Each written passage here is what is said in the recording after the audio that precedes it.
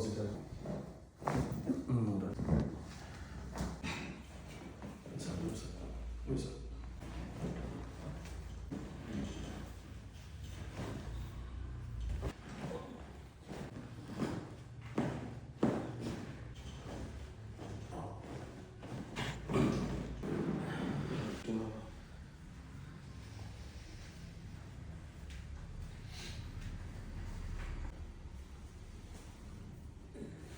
നേരത്തെ വളയില്ലായിരുന്നു.